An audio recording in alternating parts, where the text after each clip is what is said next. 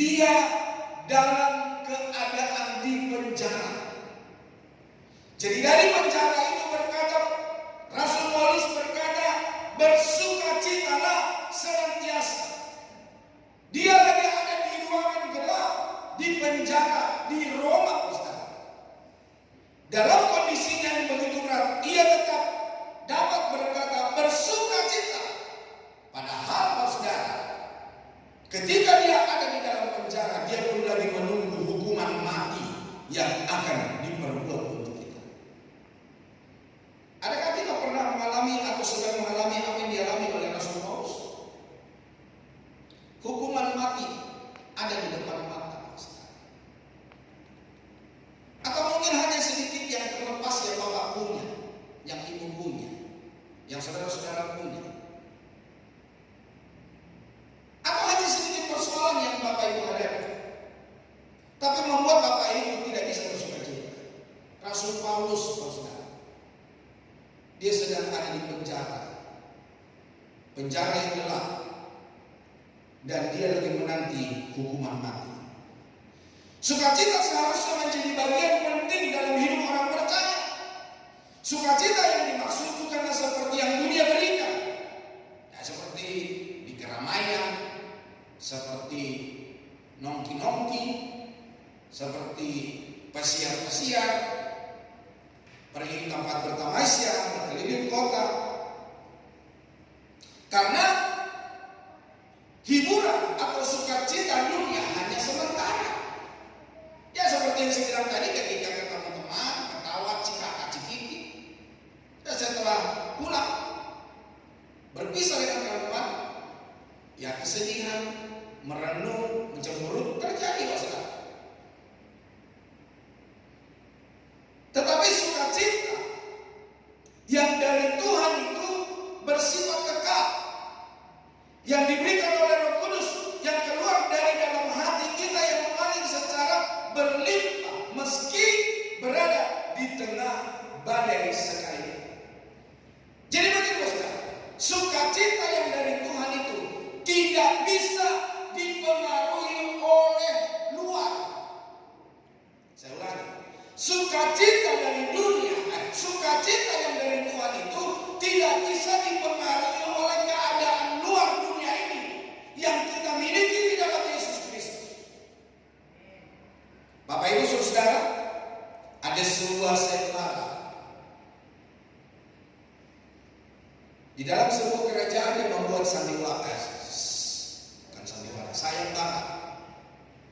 Dan dia berkata kepada seluruh penduduknya, dia berkata begini, coba di antara Bapak Ibu semua masyarakat pendudukku, tolong gambarkan buat saya, menurut Bapak Ibu, gambarannya seperti apa sukacita. Wah, maka semua kumpul dari jutaan orang, saudara. Maka disaling 1000, dari 1000 itu disaling lagi, saudara. Yang akhirnya dapatlah 3 orang yang menggambarkan sukacita. Dan di dalam kisah ini dikatakan pemenang yang ketiga, nomor 3, dia menggambarkan gunung. Suasananya cerah, ada embun sedikit, burung-burung berterbangan. Wah, para petani mengerjakan pekerjaannya, anak-anak bersukacita, burung-burung bernyanyi dan berkicau. Dan dia berkata, inilah sukacita. Yang kedua, yang pemenang yang nomor 2, dia sama, menggambarkan gunung, suasana cerah. Namun dia juga menggambarkan orang-orang tua yang lagi bertani, anak-anak yang lagi berenang, dan ada sungai, ada ikan-ikan yang loncat. Orang-orang menari di pedesaan itu, mereka bersukacita. Dan dia berkata, inilah sukacita yang sebenarnya. Tapi pemenang yang pertama sangat terbalik menggambarkan keadaan yang dia bilang sukacita. Bapak Ibu tahu, dia menggambarkan sebuah gunung. Di sebelah gunung itu ada lautan. Dan sedang terjadi angin badai yang kencang. Dan suasana gelap. Ombak besar. Angin kencang, puting beliung. Namun Bapak Ibu Saudara kekasih Tuhan, di pinggiran laut itu ada berdiri seonggokan batu karang. Dan di balik batu karang itu ada seekor burung lagi bertengger di sarangnya. Dan dia pun bersiri-siri. Dan dia berkata, inilah sukacita yang sebenarnya.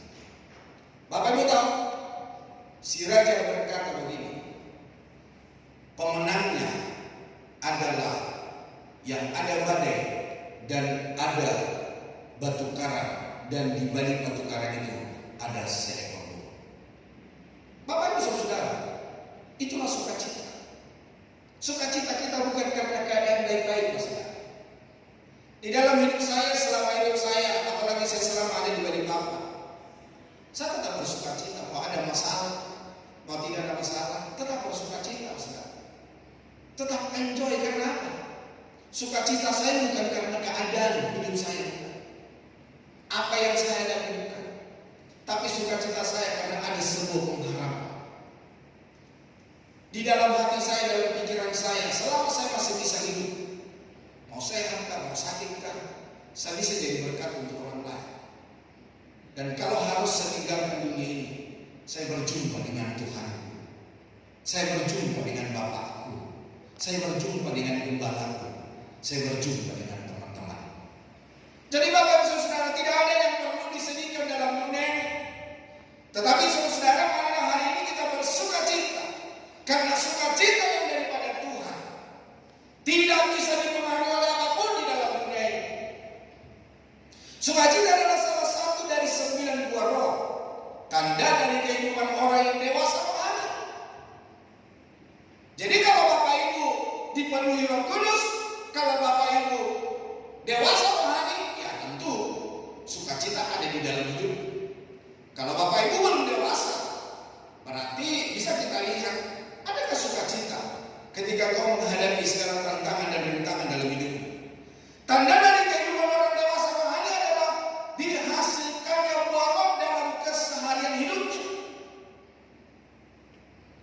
Makanya Matius 3 ayat 8 berkata begini, jadi hasilkanlah buah yang sesuai dengan pertobatan. Ya kalau kau berkata kau bertobat, ya hasilkanlah buah dari pertobatan. Ya salah satu dari buah roh adalah sukacita. Alkitab menegaskan bahwa kita dapat menghasilkan buah apabila kita memiliki persekutuan yang karib dengan Tuhan. Jadi Bapak Ibu Saudara, untuk kita bisa bersukacita, supaya kita mengalami damai sejahtera yang daripada Kristus, ya tentu punya persekutuan yang karib. Dan mungkin Bapak Saudara hanya satu kali Bapak Ibu ke gereja hari Minggu terus Bapak Ibu mengharapkan sukacita. Hari-hari yang lain Bapak Ibu tidak melibatkan Tuhan di dalam hidupmu. Pagi hari kau tidak melibatkan Tuhan dalam hidupmu. Siang hari dalam segala tugas dan tanggung jawab gerak-gerikmu engkau tidak melibatkan Tuhan. Tidak mungkin engkau ada dalam sukacita. Karena firman Allah berkata dalam Injil Yohanes berkata, kalau engkau ada di dalam aku dan aku ada di dalam engkau, engkau akan dapat melakukan segala perkara, bahkan lebih besar daripada apa yang aku lakukan. Jadi untuk kita bersukacita, saudara, di dalam hidup ini senantiasa kita harus ada di dalam Dia dan Dia ada di dalam kita. Kalau enggak, jangan harapkan buah roh itu terjadi dalam hidup. Di dalam Injil Yohanes 15 ayat 4 berkata, sama seperti ranting tidak dapat berbuah dari dirinya sendiri kalau ia tidak tinggal pada pokok anggur, demikianlah juga kamu tidak berbuah jika kamu tidak tinggal di dalam aku. Jadi Tuhan Yesus berkata Kamu akan tinggal di dalam kasihku seperti aku menuruti perintah Bapakku dan tinggal di dalam kasihnya. Yohanes 15 ayat 10. Artinya kunci untuk mengalami sukacita sejati adalah taat melakukan firman dan hidup di dalam kasih. Sejauh mana kita sebagai orang percaya melakukan ketaatan? Adakah kita taat ketika kita bersama-sama dengan orang-orang Kristen? Adakah kita taat ketika kita bersama suami kita, sama istri kita, sama orang tua kita, sama sahabat kita? Tetapi ketika kita sendiri, ada kita menjadi taat di hadapan Tuhan. Atau ketika kita sendiri, atau mungkin di depan banyak orang, saudara, karena kita merasa lebih hebat, maka kita melakukan apa saja yang kita mau, saudara. Bapak Ibu saudara terkait sukacita kita bukan hanya saat-saat bahagia, tetapi bagaimana kalau ada pergumulan, ada masalah, apakah kita mampu bersukacita? Paulus mengajak kita pagi hari ini dalam keadaan apapun kita harus bersukacita. Persoalannya adalah bagaimana agar kita senantiasa bersukacita. Apa yang harus kita perbuat untuk itu? Perlu kita merenungkan ayat-ayat firman Tuhan yang kita baca saat pagi hari ini. Pertama, saudara, untuk kita bersukacita, hiduplah di dalam Tuhan.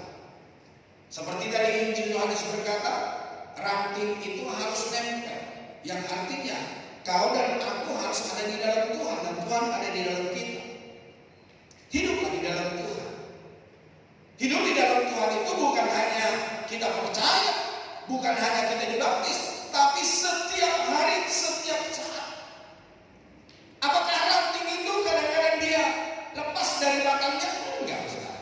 Setiap saat dia nempel. Makanya dia bisa bertumbuh. Bukan hanya bertumbuh, mendapatkan nutrisi, sehingga dia bisa mengeluarkan buah. Tapi coba ranting itu pisah dari batangnya. Jadi artinya bagi Bapak sekarang, hiduplah di dalam Tuhan setiap saat, setiap detik. Menempellah dengan Tuhan. Kita senantiasa menyerahkan tubuh jiwa roh kepada Tuhan. Berdoa, mendengarkan firman, baca Alkitab, memuji Tuhan.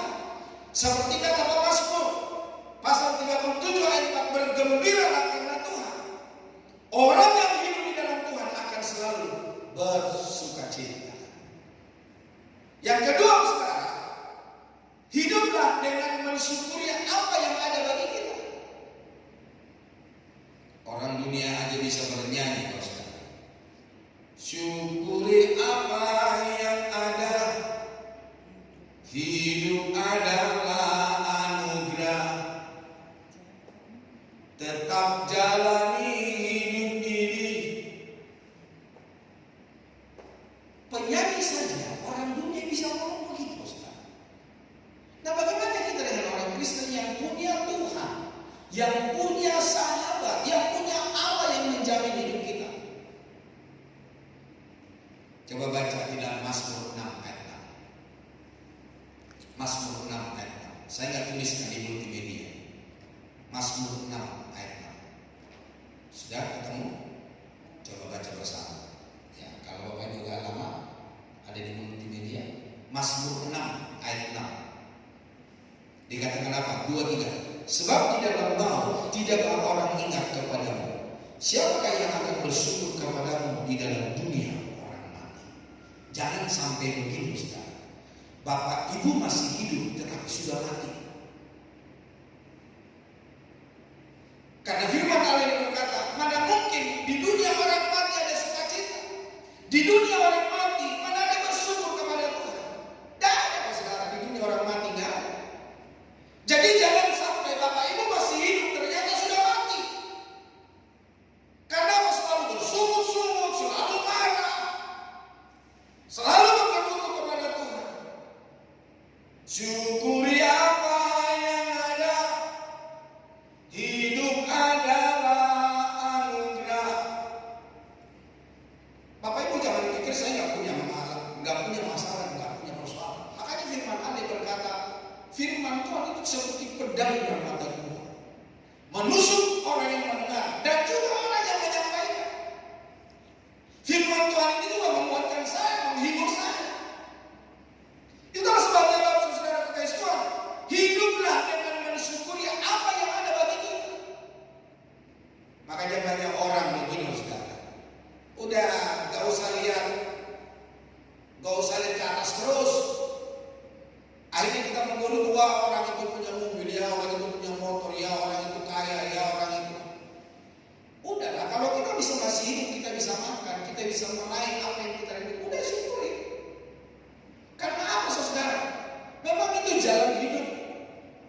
Seperti anak baik, dia akan dituntun orang tuanya, dia akan dikasih pelajaran, dia akan dikasih makan dari yang lunak sampai yang keras. Jadi Tuhan mau mengajari kita supaya kita hidup dewasa, mengalami Tuhan secara pribadi, bukan kata orang. Bila kita sudah bersyukuri apa yang ada bagi kita, maka kita tidak lagi bersungut-sungut.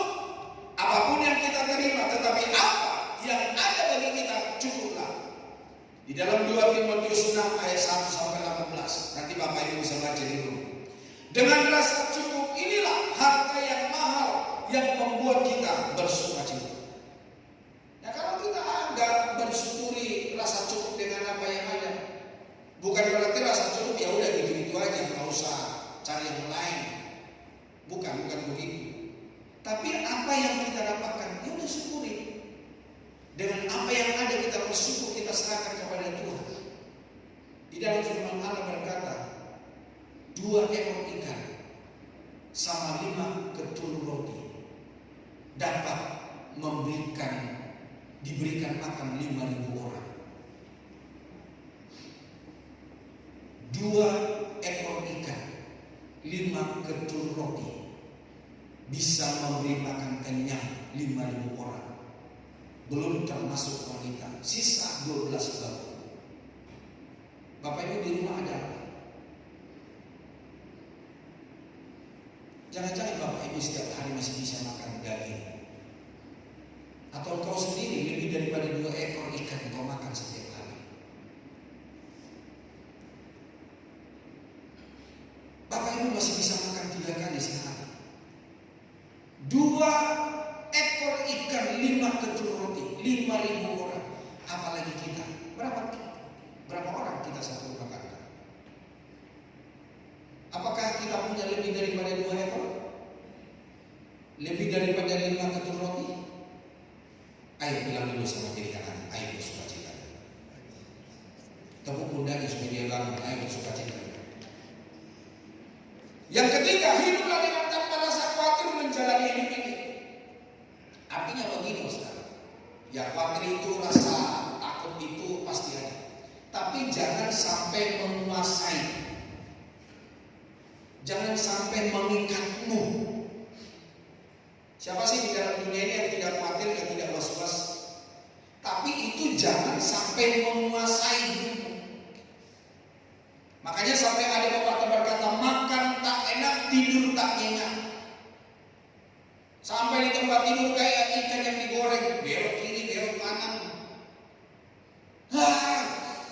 Sampai pasangannya, ada apa sih Pak? Ada apa sih Pak? Karena apa saudara? Khawatir yang menguasai hidupmu. Jangan hendaknya kita khawatir tentang apapun juga, kata firman Tuhan. Tetapi nyatakanlah dalam segala hal keinginan kita kepada Allah, dalam doa dan permohonan dengan ucapan syukur. Atau Bapak Ibu bilang begini, Pak, saya bertahun-tahun Pak Tuhan belum jawab-jawab. Apa kira-kira Tuhan tidak jawab? Tuhan juga mau melihat kesetiaanmu. Tuhan juga mau melihat pengharapan. Apakah betul-betul berharap sama Tuhan? Apakah betul-betul bersandar sama Tuhan? Saya bisa ngomong begini, aku pun mengalaminya, saudara. Rasanya bertahun-tahun kok gak muncul-muncul. Tapi ketahui ya saudara, Tuhan tidak salah menempatkan Bapak Ibu dimanapun Bapak Ibu berada. Tuhan tidak salah memilih Bapak Ibu saudara menjadi orang percaya kepada Dia. Dia tidak mau engkau menjadi anak bayi di dalam Tuhan. Tuhan tidak mau engkau menjadi anak kekanak-kanakan seperti Rasul Paulus berkata. Tapi Tuhan ingin engkau menjadi anak yang dewasa di dalam Kristus Yesus. Dewasa itu bukan dilihat dari rambutku sudah putih, bukan dilihat rambutku sudah mulai rontok, kumisku sudah mulai kasar. Enggak. Dewasa itu bukan di situ, saudara. Usia tidak menunjukkan seorang dewasa. Tetapi orang yang dewasa, dia pasti menampilkan kedewasaan rohani hidupnya kepada orang lain. Jadi Bapak Saudara terkasih Tuhan, yang keempat, hidup sukacita bukan hanya ditentukan oleh orang lain, tetapi diri kita sendiri. Amsal 17 ayat 22 berkata, hati yang gembira adalah obat yang manjur, tetapi semangat yang patah mengeringkan tulang. Ada juga firman Tuhan yang lain berkata, ketika engkau tidak semangat, engkau sudah kalah duluan. Jadi Bapak Saudara, perlu kita bersukacita karena kita bisa mengalahkan segala penderitaan. Makanya di dalam firman Tuhan juga berkata, mungkin Bapak Ibu suka nyanyikan itu. Hati yang gembira adalah obat, seperti obat. Hati yang sakit. Bapak Ibu, saya beberapa kali Bapak Saudara dalam keadaan sakit melayani. Ada 2 kali peristiwa yang sangat saya ingat sampai hari ini. Ya, ada juga beberapa peristiwa Saudara. Suatu saat anak yang kedua yang perempuan itu lagi muntaber. Saya hari itu harus melayani di jam 6 pagi sampai jam 10. Dan kami harus tinggalkan dia di rumah, Saudara. Aku berkata begini, nak, papa sama mama mau ke gereja, pagi papa mau melayani. Jadi sepanjang malam itu, Saudara, dia muntaber. Saya sampai ikut menangis atas penderitaan dia. Pagi hari itu dia berkata, udah pi, melayani saja. Tapi saya mau katakan Bapak Ibu Saudara, saya tidak dipengaruhi oleh keadaan anak saya lagi sakit. Karena aku tahu Saudara, ketika aku memuji Tuhan, firman Allah berkata, Tuhan bertahta di atas pujian. Ketika aku memuji Tuhan, saya selesai melayani, aku tanya anak saya, nak bagaimana? Tapi aku udah sembuh. Yang kedua Saudara, saya di Jakarta itu, kalau kita latihan praise and worship seperti teman-teman itu, di hari Jumat malam, jam 7 malam. Tapi gak tahu kenapa setelah latihan, saya demamnya itu tinggi. Akhirnya jam 10 malam saya telepon bagian koordinator ibadah. Dan saya berkata, Cik, tolong cari pengganti saya. Karena saya panas meminggi, saya gak kuat. Ya udah, saya tutup telepon, belum 5 menit, Tuhan bilang begini, kamu belum mencucurkan darah, kamu sudah menyerah. Akhirnya Bapak Saudara, saya telepon balik itu koordinator ibadah yang menjadwal pujian penyembahan di gereja. Saya bilang, kenapa lagi? Kamu kenapa? Karena dia dokter, Bapak Saudara. Aku berkata begini, Cik, gak jadi deh. Loh, kenapa kamu udah sembuh? Belum sih. Loh, kenapa kamu batalin lagi? Saya bilang begini, Tuhan bilang, saya belum sampai mencucurkan darah. Aku mau tetap melayani Tuhan. Apakah ketika hari minggunya saya sudah sehat? Belum, Pak. Masih kepanasan saya, bukan panas karena cuaca. Sampai ke gereja, Bapak Saudara, sampai di mimbar gereja. Saya nggak kayak biasanya orang pakai jas. Jas saya nggak pakai jas, tetapi saya pakai baju jaket orang naik motor, Bapak Saudara.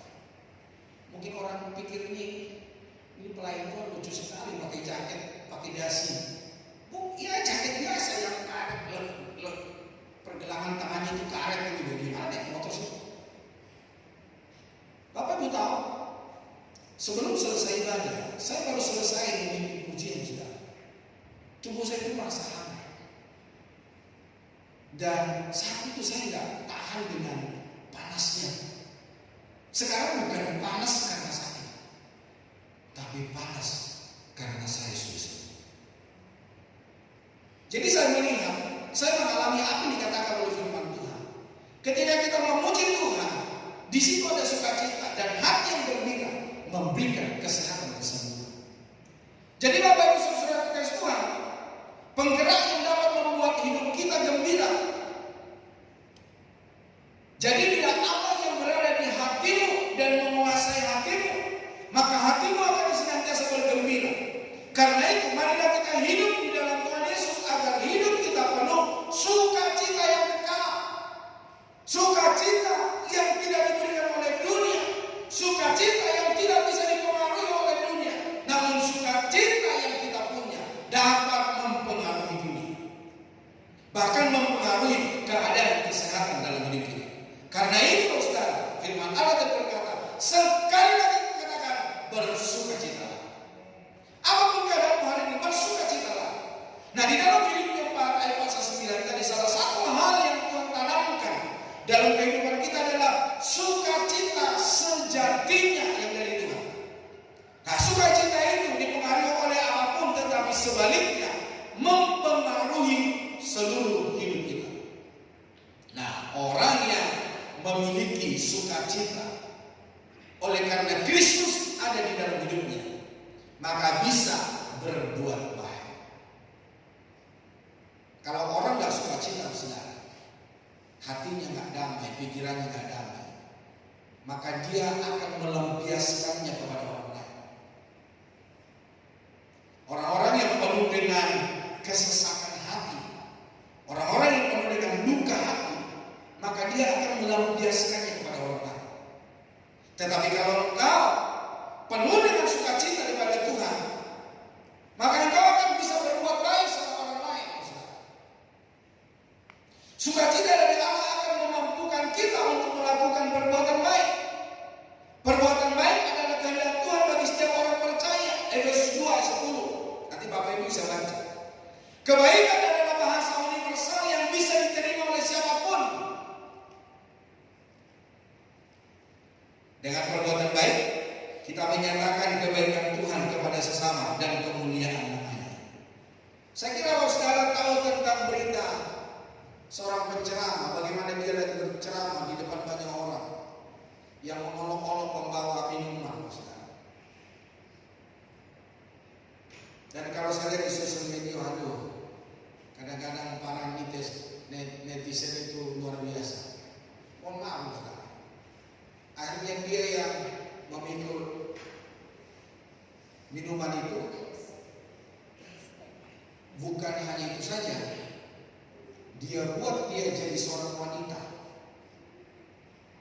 dan itu diolok-olok oleh para netizen. Itu seorang penceramah. Nah, bagaimana dengan kita, saudara? Orang-orang akan mengolok-olok kita, saudara, kalau hati kita penuh dengan sampah, hati kita penuh dengan kebusukan, atau seperti firman Allah berkata, hidup itu seperti kuburan yang di luarnya dicat putih bagus. Coba Bapak Ibu datang ke kilo 15, kuburan orang Cina situ, bagus-bagus sekali. Tapi Bapak Ibu tahu apa di dalamnya? Di dalamnya tulang-tulang. Nah, hidup manusia aja seperti itu. Di luar kelihatannya gagah, di luar kelihatannya keren. Pakai baju seperti saya pakai baju yang orang lain, bagus ya, biasanya nggak satu lagi. Pakai dasi ke teman-teman begini. Bapak Ibu pakai segala perhiasan begitu ya. Tapi firman Tuhan berkata, yang ada di dalam tulang belulang, kebusukan, saudara. Biarlah hanya saudara, luar dan dalam hidup kita sama, menyenangkan hati Tuhan, dan juga menjadi inspirasi bagi banyak orang. Yang berikutnya, bisa berdoa dengan syukur. Ketika kita belajar menghidupi kebenaran firman Tuhan, maka kita bisa berdoa dan bersyukur tentang apa yang kita punya. Kalau kau punya kesehatan hari ini, kau gak punya kendaraan, bersyukurlah. Karena kakimu dua-dua itu masih bisa melangkah, tanganmu dua-dua itu masih bisa melakukan apa saja. Banyak orang di luar sana yang tidak punya tangan, gak punya kaki.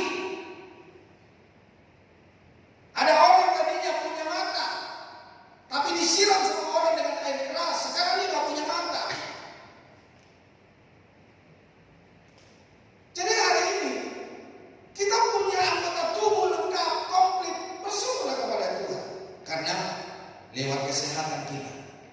kita masih bisa mencari sesuatu untuk masa depan kita masing-masing. Apalagi Bapak Ibu sudah punya kendaraan, punya motor, punya mobil, punya rumah. Pak, saya belum punya rumah Pak, masih kontrak. Saya juga dulu masih kontrak Pak Saudara. Saya itu kontraktor, tahu kontraktor? Jadi pindah-pindah kontrakan. Dari RT 41 pindah ke RT 5. Jadi Kota Balikpapan pindah ke mana? Ke seberang. Di Balikpapan Utara pindah ke Balikpapan Selatan. Nggak berapa lama pindah kontraktor, pengontrak yang pindah-pindah. Tapi sekarang aku punya rumah, Saudara, di kota Jakarta, di Jakarta Pusat. Bukan untuk kesombongan. Ya artinya begini, Saudara. Seperti apapun keadaan yang hari ini, bersyukur kepada Tuhan. Yang penting kita masih bisa sehat. Apalagi kita masih ada pekerjaan. Apalagi Tuhan memberikan hikmat bagi kita untuk kita dapat mencari nafkah di tempat yang lain. Ayo, kerjakan dengan baik, syukuri dengan apa yang ada. Rasul Paulus berkata, kita yang menanam. Paulus yang menanam, Apolos yang menyiram. Tuhan yang memberikan pertumbuhan dan Tuhan yang memberikan buah. Kita bekerja keras, Tuhan menyiramnya dengan air, dengan hujan. Tapi Tuhan yang akan memberkati hasil dari pekerjaan kita. Seperti Ishak dikatakan dia menabur. Tapi juga dikatakan dalam firman Allah, dia bukan hanya menabur, dia pun menuai hasil berlimpah-limpah. Pemazmur juga berkata, kita menabur dengan air mata, tetapi kita akan menuai dengan sorak-sorai. Nah, kalau kau mengandalkan Tuhan, kalau kau berdoa dan kalau kau bersyukur, kalau kau bersungguh-sungguh, ya udahlah, takdir. Asik itu Ustaz. Karena bersyukur ya Bapak Ibu ya. Berdoa dan bersyukur kepada Tuhan. Kehidupan kita tidak terlepas dari khawatir dan ketakutan. Ayat ini menandaskan sebuah jalan keluar sebagai akibat sukacita, mengucap syukur. Hati yang bersukacita membuat kita bisa mensyukuri segala keadaan. Dengan cara itu kita bisa berdoa kepada Allah. Orang yang tidak bersyukur gak mungkin dia bisa berdoa. Gak mungkin Ustaz.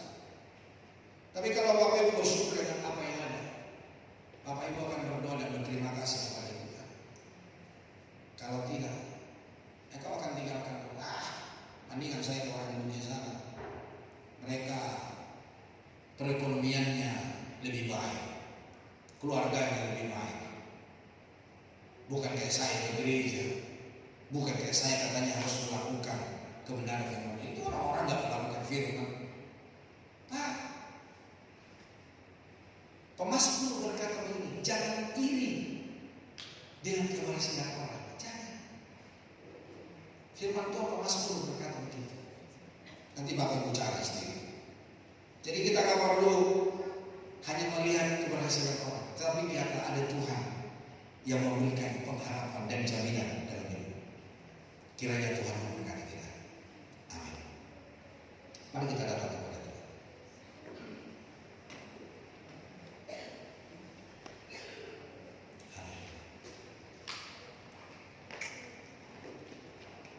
Hamba-Mu terbatas, waktu kami